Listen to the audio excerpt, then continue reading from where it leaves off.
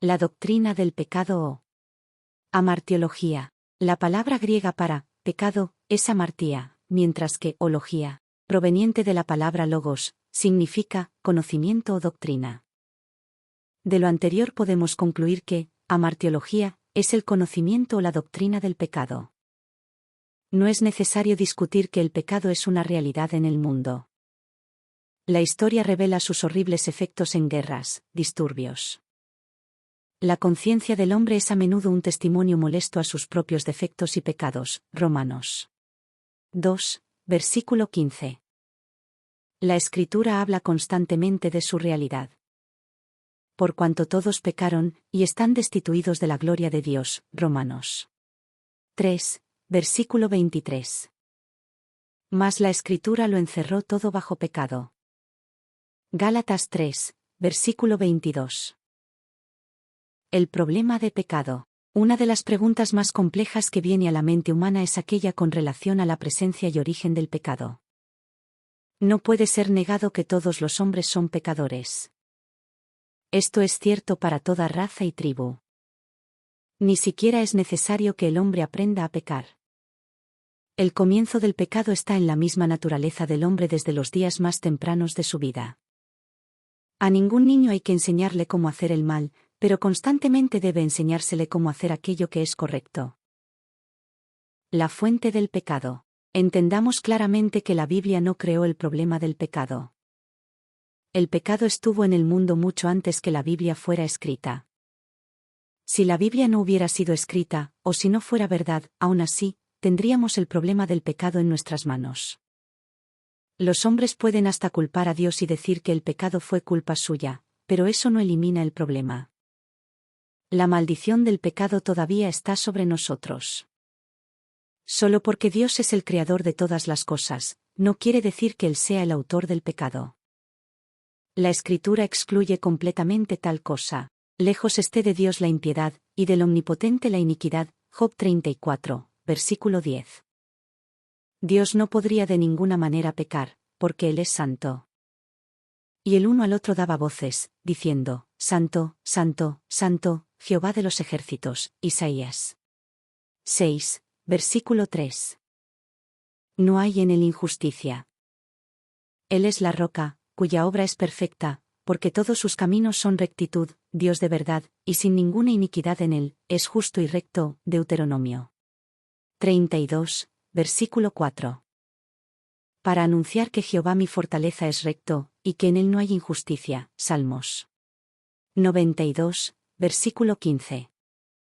Dios no puede ser tentado con maldad, ni tienta a ningún hombre.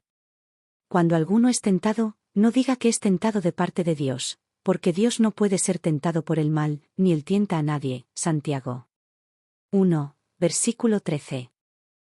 Él aborrece el pecado.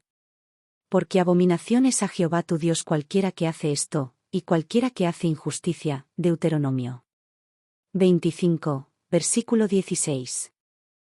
Y ninguno de vosotros piense mal en su corazón contra su prójimo, no améis el juramento falso, porque todas estas son cosas que aborrezco, dice Jehová. Zacarías 8, versículo 17. Uno que entiende la diferencia entre el bien y el mal. Esto es lo que se llama un agente moral libre. El pecado permitido. Una de las más grandes preguntas sin respuesta de todos los tiempos ha sido por qué Dios, en su infinita sabiduría y poder, pudo haber permitido la entrada del pecado en el mundo. Filósofos, teólogos y científicos han luchado para resolver esto. Quizá lo mejor que uno puede decir es que Dios permitió que el pecado entrara en el mundo por razones que van más allá de nuestro entendimiento. Solamente por los buenos propósitos conocidos por Él, a pesar del sufrimiento que esto causaría y el horrible precio que la muerte de su Hijo debía pagar, Dios permitió que el pecado entrara, primero en el cielo y luego en la tierra. Louis Sperry Chafer ha enumerado 7 razones sobre el permiso divino del pecado. 1. El reconocimiento divino de la libre elección del hombre. Evidentemente es el propósito de Dios asegurar para su propia gloria una compañía de seres que estén poseídos de esa virtud que es el resultado de una victoria sobre la maldad libremente elegida. Pero el hombre no puede elegir entre el bien y el mal si no existe el mal. 2. El valor específico de seres redimidos. De acuerdo con las Escrituras, Dios no es revelado como uno que busca evitar los asuntos que surgen a causa de la presencia del pecado en el universo. Él podría haber creado seres inocentes, no caídos, sin capacidad de errar, pero si deseaba almas redimidas, purificadas por la sangre del sacrificio y obtenidas a un precio infinito. La expresión de tal amor y el ejercicio de tal sacrificio solo eran posibles si el pecado estaba presente en el mundo. 3. La adquisición de conocimiento divino. Las criaturas de la mano de Dios deben procurar a través de un proceso de aprendizaje, el conocimiento que Dios ha poseído eternamente. El hombre debe aprender acerca de ambos, el bien y el mal. Debe darse cuenta de la pecaminosidad del pecado si va a procurar de cualquier manera el conocimiento que Dios posee, pero no puede procurar tal conocimiento a no ser que exista el pecado como una viva realidad que está siempre demostrando su carácter pecaminoso. 4. La instrucción de ángeles. Para que la multiforme sabiduría de Dios sea ahora dada a conocer por medio de la Iglesia a los principados y potestades en los lugares celestiales. Efesios 3, versículo 10. A estos se les reveló que no para sí mismos, sino para nosotros, administraban las cosas que ahora os son anunciadas por los que os han predicado el Evangelio por el Espíritu Santo enviado del cielo, cosas en las cuales anhelan mirar los ángeles. Primera de Pedro 1, versículo 12. De estos versículos es posible concluir que hay ángeles observando a los hombres en la tierra y aprendiendo hechos importantes a través de la experiencia presente de los seres humanos. Sería tan importante que los ángeles aprendieran la verdad respecto a aquello que es malo como lo es que aprendieran la verdad de aquello que es bueno, pero la adquisición del conocimiento de la maldad a través de observar la experiencia humana debe ser negada a los ángeles a no ser que la maldad sea permitida como un principio activo en el universo. 5. La demostración del odio divino hacia la maldad. Evidentemente es de mucha importancia para Dios el demostrar su odio hacia la maldad. El apóstol Pablo declara que Dios estaba queriendo mostrar su ira y hacer notorio su poder. Romanos 9, versículo 22. Pero ningún juicio, ira, o poder en relación con el pecado podría ser descubierto aparte de la permitida presencia de pecado en el mundo. 6. El recto juicio de toda maldad. Mucho más allá de los simples detalles de la expresión del pecado está el hecho esencial del principio de maldad, que si ha de ser juzgado por Dios, debe evidentemente ser traído a una demostración abierta de su verdadero carácter. Tal demostración no podría ser asegurada con el pecado existiendo como un evento hipotético. Tenía que hacerse concreto y probar su verdadero carácter. 7. La manifestación y ejercicio de la gracia divina. En Dios había aquello que ningún ser creado había visto jamás. Las huestes angelicales habían visto su sabiduría, su poder y su gloria, pero nunca habían visto su gracia. No tenían ningún concepto de la bondad de Dios al inmerecido. Por el maravilloso acto de misericordia en el regalo de su Hijo, como sacrificio por los pecadores, Él abrió el camino para el ejercicio de su gracia hacia aquellos que, a causa de su pecado, merecían solo su ira. Pero no podía haber ejercicio de la gracia divina hacia el pecador e inmerecido hasta que hubiera seres pecadores. El origen del pecado. Debe ser comprendido que el pecado no tuvo su comienzo aquí en la tierra. El primer pecado fue cometido en el cielo. El cielo fue manchado antes que la tierra fuera dañada por su horrible presencia. De aquí que, a fin de entender enteramente su realidad y naturaleza, debamos primero estudiar su comienzo en el universo, y luego su comienzo sobre la tierra. El origen del pecado en el universo. Primero, consideremos a la persona que fue responsable del primer pecado en el universo. Así ha dicho Jehová el Señor. Tú eras el sello de la perfección, lleno de sabiduría, y acabado de hermosura. En Edén, en el huerto de Dios estuviste, de toda piedra preciosa era tu vestidura, de cornerina, topacio, jaspe, crisólito, berilo y ónice, de zafiro, carbunclo, esmeralda y oro. Los primores de tus tamboriles y flautas estuvieron preparados para ti en el día de tu creación. Tú, querubín grande, protector, yo te puse en el monte santo de Dios, allí estuviste, en medio de las piedras de fuego paseabas.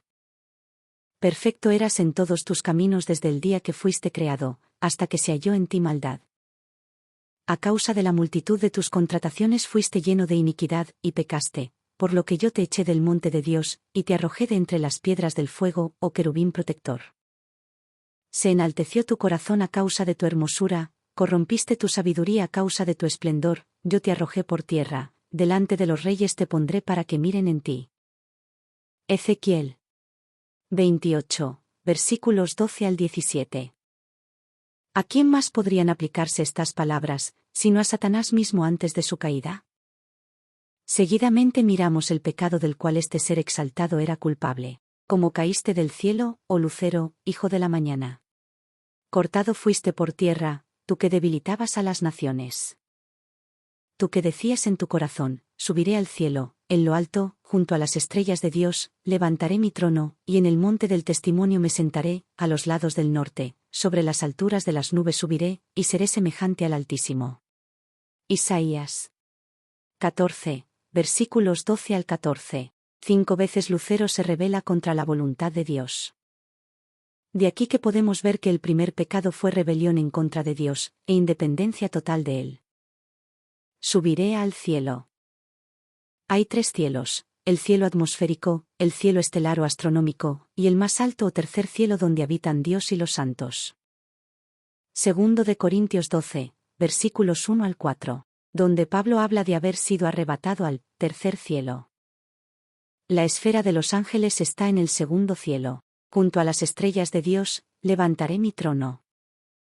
Las estrellas de Dios se refieren a las huestes angelicales. Cuando alababan todas las estrellas del alba, y se regocijaban todos los hijos de Dios, Job 38, versículos 7. Y fieras ondas del mar, que espuman su propia vergüenza, estrellas errantes, para las cuales está reservada eternamente la oscuridad de las tinieblas, Judas 13. Apocalipsis 12. Versículos 3 al 4, también apareció otra señal en el cielo, he aquí un gran dragón escarlata, que tenía 7 cabezas y 10 cuernos, y en sus cabezas 7 diademas, y su cola arrastraba la tercera parte de las estrellas del cielo, y las arrojó sobre la tierra. Y el dragón se paró frente a la mujer que estaba para dar a luz, a fin de devorar a su hijo tan pronto como naciese. El Apocalipsis 22, versículo 16. Yo Jesús he enviado mi ángel para daros testimonio de estas cosas en las iglesias. Yo soy la raíz y el linaje de David, la estrella resplandeciente de la mañana. Aquí está expresado el deseo de asegurar el dominio sobre los seres angelicales. En el monte del testimonio me sentaré, a los lados del norte. Estas palabras han sido tomadas para expresar el deseo de un reino terrenal. En el simbolismo bíblico, una montaña significa un reino.